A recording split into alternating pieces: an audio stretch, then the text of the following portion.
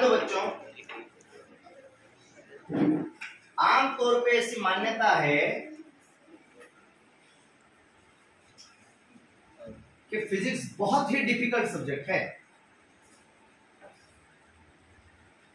अपने क्लास के बच्चों की मान्यता है कि सबसे आसान अगर कोई सब्जेक्ट है तो फिजिक्स है। अभी आप फील करेंगे थोड़ी देर। ध्यान दो, संत तुकाराम महाराज ने कहा था, आम्हा घरी धन शब्दांचीच रत्ने, शब्दांचीच शस्त्रे यत्न करू, शब्दची आमच्या जीवाचे जीवन, शब्दची वाटू धनजन लोका। सुना है कभी? तुकाराम महाराज म्हणतात, आम्हा घरी धन शब्दांचीच रत्ने, आपल्याकडे शब्दांचे रत्न आहेत, शब्दांचे शस्त्र आहेत, यत्न करू, आणि यत्नामध्ये काय वापरू? शब्दच वापरू। जर लोकांना काही देण्याचा विचार केला, काहीतरी द्यायचं ठरलं तर काय द्यायचं? शब्द देऊ। आमच्याकडे जीवनापेक्षाही जास्त महत्वाचं जर काही असेल तर तुकाराम महाराज काय म्हणतात? शब्द। शब्दाची आमच्या जीवाचे जीवन, जीवनापेक्षा जास्त जर महत्वाचं काही असेल तर शब्द। आणि म्हणून शब्दांचं एवढं जास्त जे महत्व त्यांनी त्या टाइमात सांगितले ना, ते आता तुम्हाला कळेल शब्द का महत्वाचे। चाहे आप फिजिक्स पढ़ो, चाहे आप केमिस्ट्री पढ़ो, चाहे कोई भी बायोलॉजी पढ़ो, कोई भी सब्जेक्ट पढ़ो, जितने ज्यादा आप शब्द समझेंगे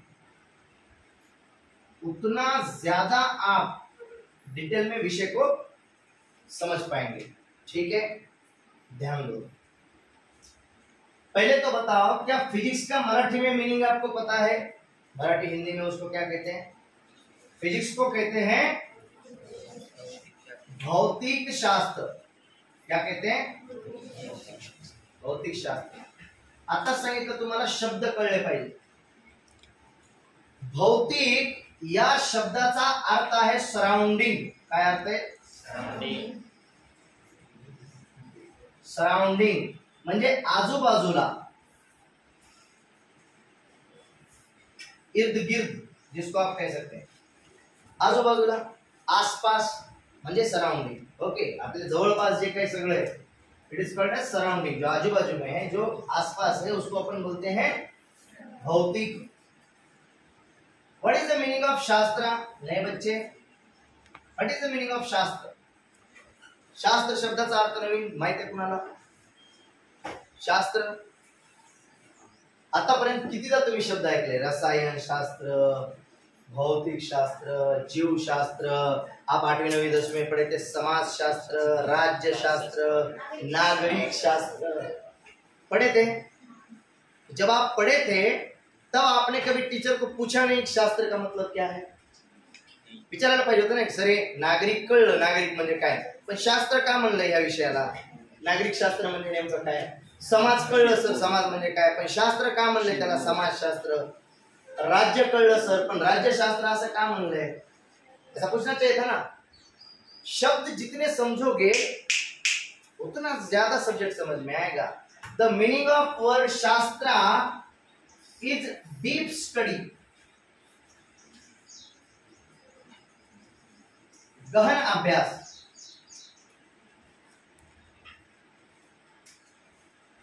एखाद्या गोष्टीचा गहन अभ्यास करने, किसी चीज के बारे में डीप स्टडी कर लेना, इसी को बोला जाता है शास्त्र।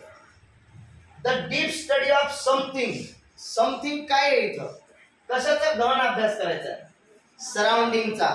The deep study of surrounding is called as भौतिक शास्त्र। आजूबाजूच्या सगळ्या गोष्टींचा, आसपास की हर एक चीज का डीप स्टडी करना, उसका गहनता से अभ्यास करना, इसी को तो बोला जाता है फिजिक्स। तुमच्या आजूबाजूला जे काही सगळं घडत आहे याचा अभ्यास करणे म्हणजेच फिजिक्स है। जैसे आप कहते हो केमिस्ट्री, केमिस्ट्री को क्या कहते हो? रसायन शास्त्र। आता अर्थ कळला का बघा? रसायनांचा, केमिकल्सचा डीप स्टडी, गहन अभ्यास। रसायनांचा गहन अभ्यास केला, खोलवर जाऊन अभ्यास केला। खोलवर म्हणजे खड्डा खोदला आतमध्ये बसून नाही। खोलवर म्हणजे काय? यानी बहुत डीप स्टडी की, बहुत ज्यादा गहन अभ्यास किया आपने, तो आपने उसको क्या कहा? रसायन शास्त्र। बायोलॉजी का मतलब जीव शास्त्र। जब जीवों का है कि नहीं? जब जीवों का आप गहनता से अभ्यास करते हो तो उसको कहा जाएगा जीव शास्त्र यानी कि बायोलॉजी। अब देखो फिजिक्स को हमने डिफाइन तो कर लिया एक तरीके से कि फिजिक्स भौतिक शास्त्र है। शास्त्र का मतलब हुआ डीप स्टडी और भौतिक का मतलब है सराउंडिंग, यानी सराउंडिंग का डीप स्टडी करना, इसी को हमने कहा भौतिक शास्त्र यानी कि फिजिक्स। पण फिजिक्सची नेमकी व्याख्या काय करायची? तो फिजिक्स की अनंत व्याख्याएं हैं। कितनी व्याख्या है? अनंत है। अलग अलग लोगों ने, अलग अलग सायंटिस्ट लोगों ने अलग अलग तरीके से फिजिक्स को डिफाइन किया हुआ आहे। प्रत्येकानं आपापल्या पद्धतीनं, वेगवेगळ्या पद्धतीनं, कुणी मोशन सोबत रिलेटेड व्याख्या केल्या, कुणी लॉज सोबत रिलेटेड, कुणी एक्सपेरिमेंट सोबत रिलेटेड व्याख्या केल्या। सगळ्या व्याख्यांचा जर सार काढला तर फिजिक्सच्या आपण एक दोन बेसिक व्याख्या करू शकतो। त्यातली सगळ्यात बेसिक व्याख्या फिजिक्सची काय बघा। फिजिक्स की व्याख्या है the branch of science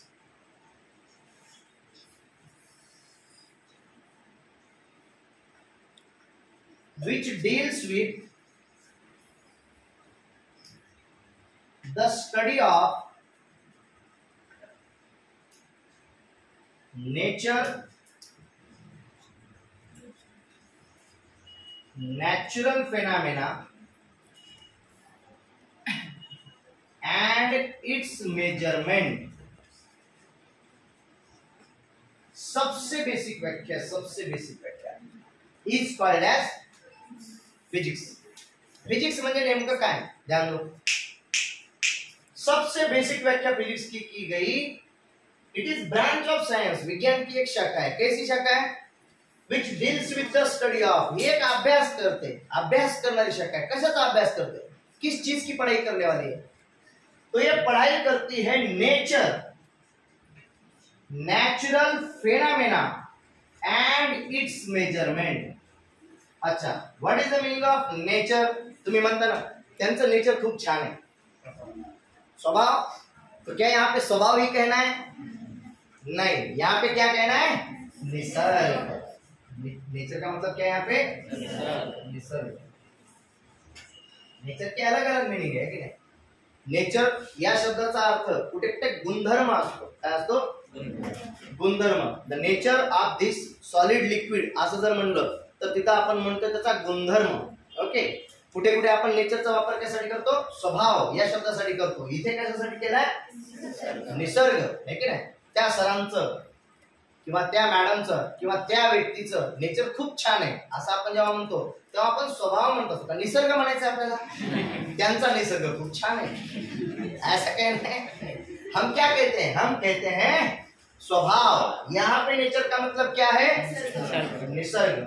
what is the meaning of natural phenomena? पहले तो शब्द है phenomena, when I was very small, phenomena से बहुत हमारी घनी याद है पुरानी, शायद आपको पहले भी बताया होगा। जुने काळात, आमच्या काळात, हम ब्लैक एंड व्हाइट जमाने के हैं, बहुत पुराने ओल्ड जमाने के हैं हम। तो हमारे जमाने में ब्लैक एंड व्हाइट टीवियां होती थी, उस पर एक एडवर्टाइज आती थी। एक टेबल रखा हुआ होता था, एक सुंदर महिला आती थी और टेबल के ऊपर एक कपड़ा रखा हुआ होता था, एक बकेट रखा हुआ होता था। तो कपड़ा उठा के ऐसा दिखाती थी और कपड़ा बहुत ही गंदा हुआ होता था। एक गंदा कपड़ा है, सफेद कलर का है लेकिन गंदा है। फिर वो महिला दिखाती थी और बाद में फिर वो जो बकेट है उसके अंदर एक डिटर्जेंट डालती थी XYZ नाम का, और डिटर्जेंट डालने के बाद फिर वो जो कपड़ा है उसको वो धोने का काम करती थी। अब ये एडवर्टाइज याद क्यों रही? तो ये महिला जब उसको धोती थी तो धोते वक्त मान लीजिए जैसे वो डांस कर रही हो। आपने कभी वो लेजिम खेला हुआ है? हाँ, तो लेजिम जैसे खेला जाता है, ये महिला उस तरह का वो डांस जैसे करते हैं ना, वैसे कपड़े को धोती थी। उसकी एक्शन ऐसी थी, ऐसे, ऐसा लग नहीं रहा है कि वो धो रही है।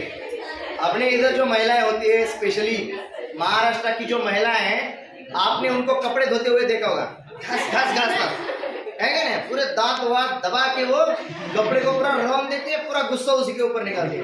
उतना भी होने के बाद अगर और गुस्सा कुछ बच जाए, कोई पैंट शर्ट या फिर बड़ा कपड़ा हो, उठा के उसको पटक पटक के धोती है। तो उस टीवी की एड में जो महिला थी वो बहुत प्यारे तरीके से धो रही थी कपड़े को। उसने कपड़ा उठाया, एक डिटर्जेंट अंदर डाला और फिर कपड़ा जो है, कपड़े को बकेट के अंदर डुबा के उसको एकदम जैसे मान लो लेजिम खेल रहे हो, उसको धोया और बाहर निकाल के देखा तो कपड़ा पूरा चकाचक साफ हो गया। और फिर उस महिला ने बताया कपड़े को देखते हुए, फेना ही लेना। फेना नाम का एक डिटर्जेंट था। अच्छा, इस एडवर्टाइज के लिए मुझे कोई पैसे नहीं मिल रहे, ये तो बोल गया वीडियो में पैसे मिल रहे सर को भी। तो महिला कहती थी फेना ही लेना। ऐसा ही शब्द है अपना फेना। What is the meaning of phenomena? आपने 8वीं 9वीं में या 10वीं में रिफ्लेक्शन या रिफ्रैक्शन ऑफ लाइट पढ़ा हुआ होगा। तो जब आपने रिफ्लेक्शन रिफ्रैक्शन पढ़ा, उसमें शब्द आता था this phenomena of light is called as reflection of light या रिफ्रैक्शन ऑफ लाइट। सही बात है। तो आपने फेनामेना शब्द तब भी सुना हुआ है, लेकिन आप तब कभी भी आपने उसके ऊपर गौर किया हुआ नहीं। जितना ज्यादा शब्द आप समझेंगे उतना ज्यादा विषय समझ में आएगा। What is the meaning of phenomena? Phenomena का मतलब होता है घटना। क्या होता है? घटना। नेचुरल फेनामेना यानी नैसर्गिक घटना। Physics is that branch of science, वो शाखा है जो स्टडी कर रही है, पढ़ाई कर रही है। किस चीज की? नेचर, निसर्ग, नेचुरल फेनामेना, नैसर्गिक घटना, एंड इट्स मेजरमेंट, आणि त्यांचं मोजमाप, उसकी गिनती।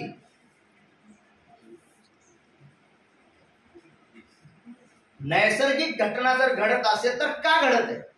अगर नैसर्गिक घटना घटित हो रही है, क्यों हो रही है, किस वजह से हुई, किस तरीके से हुई, इन सब बातों का अगर मेजरमेंट कोई कर रहा है तो वो कौन कर रहा है? फिजिक्स। यानी फिजिक्स निसर्ग, नैसर्गिक घटनाएं और उनका ज्याला मोजमाप आपण म्हणतो, उनका गिनती करने का काम करती है। ह्या सगळ्यांचा अभ्यास करण्याचं काम जी शाखा करते विज्ञानाची, त्याला आपण काय म्हणतो? फिजिक्स। आपके इर्द गिर्द जो भी घटनाएं हो रही है, निसर्ग में जो भी घटित हो रहा है, सब की पढ़ाई करने का काम किसने किया हुआ है? फैन घूम रहा है, उसके घूमने की पढ़ाई किसने की? फिजिक्स ने। मेरी आवाज आप तक पहुंच रही है, मेरी आवाज आप तक कैसे पहुंच रही है, आपको सुनाई दे रहा है, कैसे सुनाई दे रहा है, इसकी पढ़ाई किसने की? फिजिक्स। आपको सब चीजें दिखाई दे रही हैं, कहां तक दिखता है, कहां तक नहीं दिखता है, किस लाइन तक देखना चाहिए, किस लाइन तक नहीं देखना चाहिए, क्यों दिखता है, कैसे दिखता है, पढ़ाई किसने की? फिजिक्स। कोई चीज रिकॉर्ड हो रही है तो रिकॉर्ड किस तरीके से हो रही है, आवाज निकल रही है, उसके अंदर रिकॉर्ड की जा रही है, वीडियो बन रहा है, किस तरीके से बन रहा है, किसने पढ़ाई की? फिजिक्स। जो भी घटनाएं घटित हो रही है इर्द गिर्द, जो भी घटित हो रहा है, इस सब की पढ़ाई करने का काम किसने किया है? फिजिक्स ने। इसलिए हमने फिजिक्स को डिफाइन किया, physics is that branch of science which deals with the study of nature, natural phenomena and its measurement. अब सबसे खास और अहम बात ध्यान दो, फिजिक्स को इन शॉर्ट में हम क्या कह सकते हैं कि फिजिक्स क्या करता है? फिजिक्स स्टडी कर रहा है, हमको पता चला, हमने कहा फिजिक्स क्या करता है, तो इन शॉर्ट में हमने कहा फिजिक्स करता है बच्चों मेजरमेंट। बोलो क्या करता है?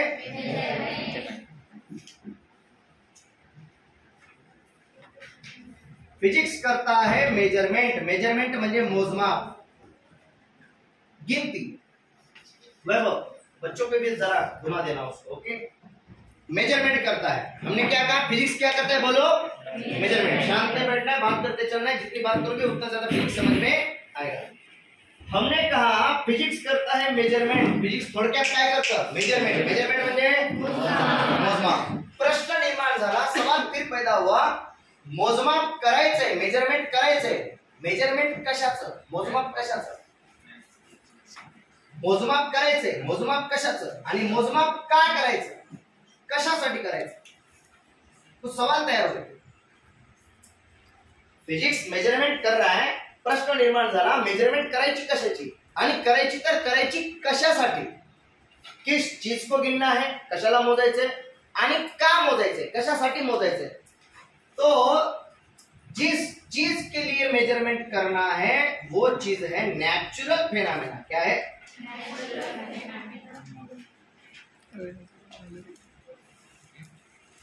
देखो समझने की कोशिश करो. नेचुरल फेनोमेना का मतलब नैसर्गिक घटना. फिजिक्स मतलब मेजरमेंट करतो. फिजिक्स क्या करता है? मेजरमेंट, मोजमाप करायचं. पण मोजमाप करायचं कशासाठी, फॉर व्हॉट, किस लिए करना है? नैसर्गिक घटना घडावी म्हणून मोजमाप करायचंय. पण मोजमाप कशासाठी? नैसर्गिक घटना घडावी म्हणून. जैसे कि फॉर एग्जाम्पल समझो, ध्यान दो, गर्मियों के दिन है, सही है, अप्रैल चल रहा है, लगभग कल परसों आपके 10वीं के एग्जाम्स खत्म हो गए. 4 अप्रैल तो एग्जाम खत्म हो गया, आज 6 अप्रैल है. गर्मियों के दिन अभी यहाँ से आगे और बढ़ते जाते हैं, शुरू हो जाते हैं. तो मान लो अपना हॉल बहुत बड़ा है, जरा सा हॉल भी दिखा देना, कितने बच्चे बैठे हुए हैं और कितना बड़ा हॉल है. तो अच्छा खासा हॉल है, लगभग 101 बच्चे अंदर बैठे हुए हैं मान लो, और फैन अपने पास 3 है. तो समझ के चलो कि गर्मी ज्यादा हो रही है. जब और भी गर्मी के दिन बढ़ जाएं, जब गर्मी के दिन और भी बढ़ जाएं, तो गर्मी के दिन और बढ़ने के बाद इतने फैन सफिशिएंट ना रहे. गर्मी बढ़ गई, बच्चे बढ़ गए, सफोकेशन शुरू हो गया, तो और ज्यादा फैन की आवश्यकता हमें महसूस हुई. मैंने सोचा 3 फैन लगाए हैं और 1-2 फैन लगाए जाए, लेकिन फैन लगाने के लिए जगह नहीं है. फिर क्या किया जाए? तो औरंगाबाद में हमारा एक दोस्त है, कबाड़ी है, उसके पास भंगार वाला. तो उसके पास एक बार मैं ऐसे गया तो उसने बोला कि हेलीकॉप्टर का एक पंखा उसके पास आके गिरा हुआ है. हेलीकॉप्टर जानते हो, ऐसा होता है, हेलीकॉप्टर के ऊपर एक पंखा होता है, देखा हुआ है. तो दोस्त ने बताया कि भाई हेलीकॉप्टर का एक पंखा आया हुआ है और हेलीकॉप्टर खराब हो गया था, लेकिन पंखा उसका चालू है. मैंने सोचा कि भाई साहब 3-3 फैन लगाने से अच्छा है चलो हेलीकॉप्टर का एक ही पंखा लगा देते हैं. हॉल के अंदर सेंटर में एक पंखा लगा देंगे. जैसे ही पंखा चालू हो गया पूरे क्लास में हवाई हवा, हवा हवाई, सही है.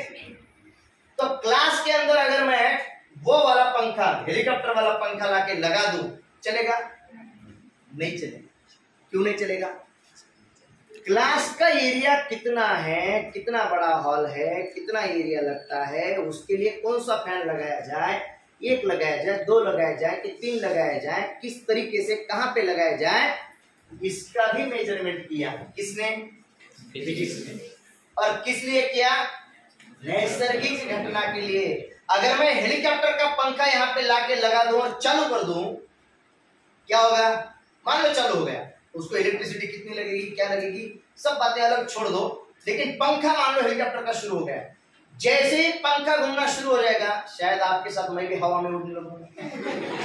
हो गया ऐसे, सब चेयर वेयर सब हवा में उड़ने लगेगा, क्योंकि उसका जो स्पीड है आजू बाजू की इर्द गिर्द की सभी छोटी मोटी चीजें वो ऊपर उठा लेगा. क्या घटित होगी? नैसर्गिक घटना घटित होगी? नहीं, घटित होगी दुर्घटना. क्या घटित होगी? मेजरमेंट किसने किया? फिजिक्स. मान लो आपने कंप्यूटर देखा हुआ है, उसमें एक सीपीयू होता है, सही है, उसके अंदर एक छोटा सा फैन होता है. वो जब गर्म हो जाता है बहुत देर इस्तेमाल करने के बाद, तो उसके अंदर एक फैन होता है जिसके चलते वो फिर से कूल डाउन हो जाता है.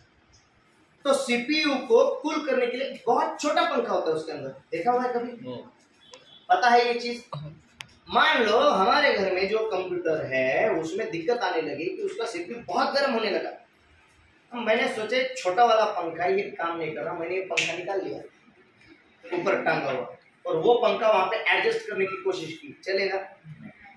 नहीं चलेगा. वो अगर उसके इर्द गिर्द भी लगा दूं तो 10-12 चीजें तो वो सीपीयू के अंदर की तोड़ फोड़ देगा. सही बात है, पहली तो बात एडजस्ट ही नहीं होगा. गलती से उसके आजू बाजू में कहीं पे एडजस्ट करने की कोशिश करूं तो 2-4 चीजों को वो तोड़ देगा. यानी कंप्यूटर के अंदर ये फैन लगाया नहीं जा सकता। क्लास के अंदर हेलीकॉप्टर वाला पंखा लगाया नहीं जा सकता। हर चीज का मेजरमेंट किया गया है, किस लिए? नैसर्गिक घटना घटित होने के लिए। अब फिर से सवाल आया कि फिजिक्स जो कि मेजरमेंट करने वाला है, मोजमाप करणार आहे, कशासाठी? नॅचरल फेनामेनासाठी। सवाल आया नैसर्गिक घटना घटित होने के लिए, नेचुरल फेनामेना होने के लिए गिनना है, चीजों को मेजरमेंट करना है, मोजमाप करायचंय। मोजायचं काय? क्या गिनना है? क्या मेजर किया जाए? मोजायचं काय? क्या गिना जाए? What is to be measure? किसको गिना जाए? तो फिजिक्स ने उसको नाम दिया फिजिकल क्वांटिटी।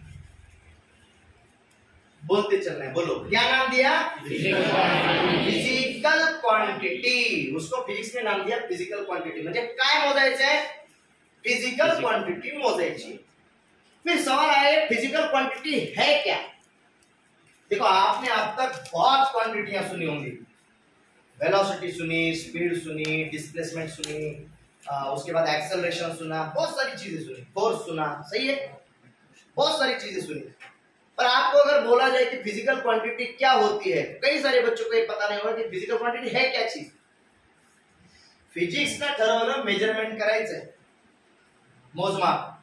मोजमाप कशासाठी करायचं? नॅचरल फेनॉमेना, नैसर्गिक घटना घटावी म्हणून। नैसर्गिक घटना घटावी म्हणून मोजमाप करायचं, पण मोजायचं काय? ज्याला मोजायचंय त्याला म्हणण्यात आलं फिजिकल क्वांटिटी। तर फिजिक्सने याला डिफाइन केलं, याची व्याख्या केली, the quantity which can be measured. ज्याला मोजल्या जाऊ शकतंय त्या क्वांटिटीला म्हणायचं फिजिकल क्वांटिटी। त्या quantity which can be measured is called as physical quantity. ज्याला मोजल्या जाऊ शकते त्याला म्हणायचं फिजिकल क्वांटिटी। फॉर एक्झाम्पल मान लो क्या पेनला मला लांबीमध्ये मोजायचं, क्या मैं इसकी लेंथ गिन सकता हूं? लांबी मोजू शकतो? तो लेंथ गिनी जा सकती है। क्या गिनी जा सकती है? लेंथ गिनी जा सकती है, इसलिए लेंथ क्या हो गई? Physical quantity.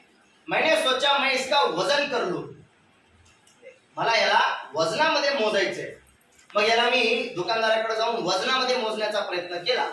मान लो छटाक, 2 छटाक, 4 छटाक, जो भी भर गया है कि नहीं? किलो 1.5 किलो का होगा? नहीं है कि नहीं? कुछ छटाकों में होगा। मान लो कुछ चंद छटाक भर गया, तो मैंने इसका क्या मेजर किया? मास, वजन। क्या मेजर किया? मास। मैं इसकी लेंथ गिन सकता हूं, मैं इसका मास गिन सकता हूं। जिन चीजों को गिना जा सकता है, बाद में लिख लो, जान लो, जिन चीजों को गिना जा सकता है उन चीजों को कहा गया फिजिकल क्वांटिटी। ऐसी कौन सी चीजें हैं जिनको हम गिन सकते थे? तो बहुत पुराने कालखंड से जब फिजिक्स डेवलप हो रहा था, 3 ही चीजें हमें पता थी। एक था लेंथ, एक था मास और एक था टाइम। बाद में चीजें बढ़ गई, लेकिन इनिशियली बहुत शुरुआत में प्राचीन कालखंड से हमें 3 ही चीजें पता थी जिसको गिना जा सकता है। कौन कौन? Length, mass and time. 3 चीजें थी जिनको हम गिन सकते थे। इनको कहा गया फिजिकल क्वांटिटी। यानी क्या गिनना है? फिजिकल क्वांटिटी को गिनना है। अब समझने की कोशिश करो, ध्यान दो, ये सब लिखवाते हैं बाद में, ओके। मान लो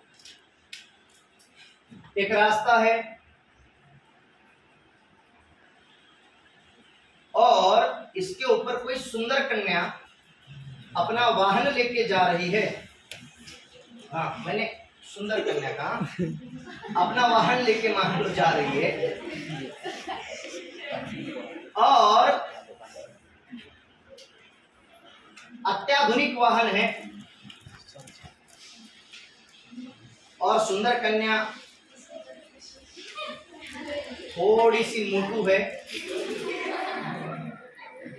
थोड़ी सी है। मोटे लोग अच्छे होते हैं, है कि नहीं?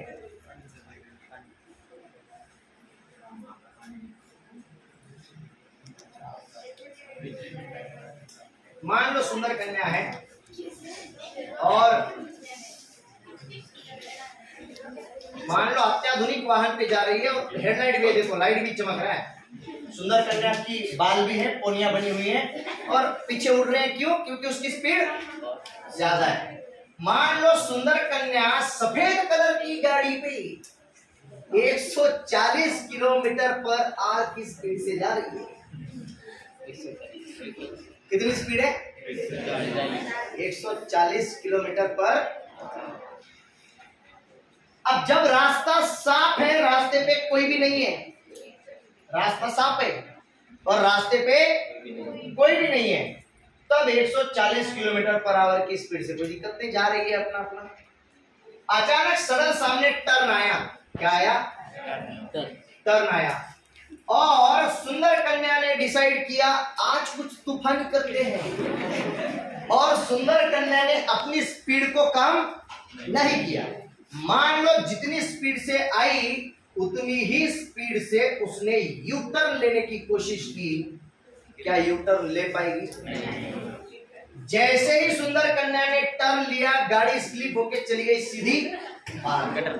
सुंदर कन्या दो जगह पे मिलेगी, एक तो सरकारी अस्पताल, नहीं तो डायरेक्ट ऊपर, हाँ, और कोई जगह पे, दोनों में से एक जगह पे, है कि नहीं? तो हो सकता है कुछ हाथ पैर टूट जाए, सुंदर कन्या की आंख वाँख टूट जाए, लंगड़ी वंगड़ी हो जाए, हाथ वाथ उल्टा सीधा हो जाए, ऐसा भी हो सकता है।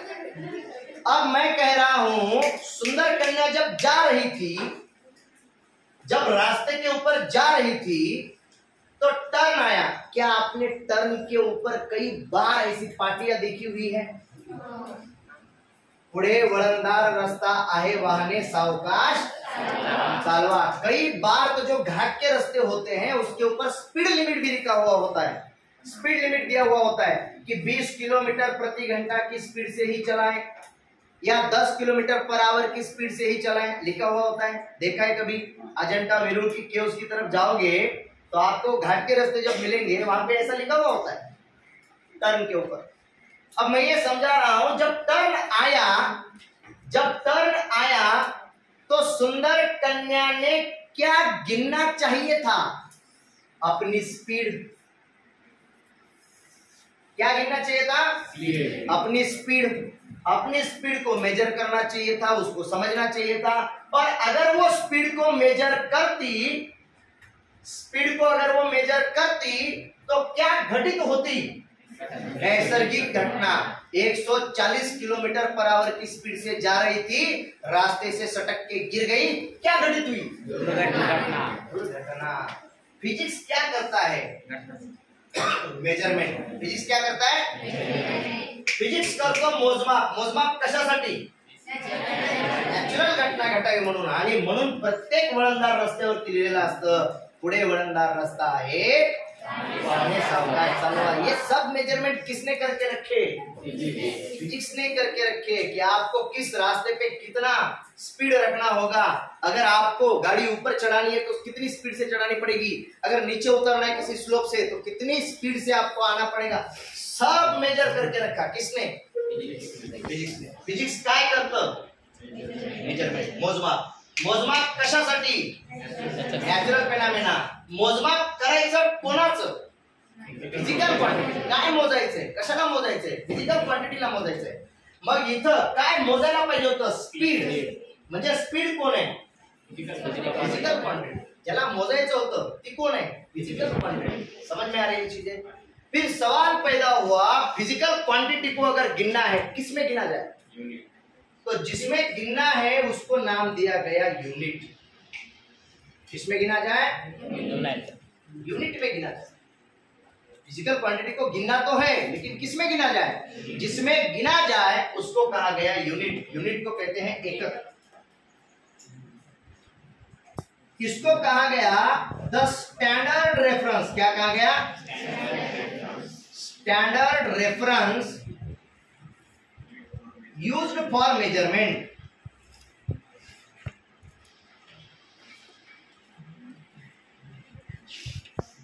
Of physical quantity. What is the meaning of standard? Standard म्हणजे आदर्श। स्टैंडर्ड म्हणजे काय? आदर्श। आणि रेफरन्स म्हणजे आधार। रेफरन्स म्हणजे काय? एखाद्या आदर्श गोष्टीचा आधार घेऊन त्याच्यावरतून जेव्हा आपण मोजमाप करायला सुरुवात केली त्यालाच म्हणण्यात आलं युनिट. उसी को यूनिट कहा गया. The standard reference used for the measurement. जैसे कि फॉर एग्जांपल देखो स्पीड जब गिनी गई तो स्पीड को कहा गया 140 किलोमीटर पर आवर. इसमें ये जो किलोमीटर पर आवर है ना इसी को हम बोलते हैं यूनिट. जैसे कि फॉर एग्जांपल समझाने के लिए मान लो ये जो हॉल है ये हॉल, इस हॉल की लंबाई लगभग कितनी होगी 30 फीट. कितना है 30 फीट. 30 फुट का हॉल है. अब 30 फीट का अगर हॉल है तो हमने कहा ये 30 फीट का एग्जैक्ट मतलब क्या है, इसमें यूनिट कौन है, यूनिट है 1 फीट. उसको अपन बोलते हैं फुट. क्या बोलते हैं फुट. 1 फुट. कई लोग आपको बोलेंगे चल फुट, वो वाला फुट नहीं, वो वाला फुट अलग होता है. आप जो मेजरमेंट में इस्तेमाल करते हो ना उसको बोलते हैं 1 फुट. समझ रहे हो. तर 1 फुटाचा आपला हॉल किती पट आहे 30 पट. एका फुटाचा 30 पट. हमने 1 फुट को 30 बार गिना.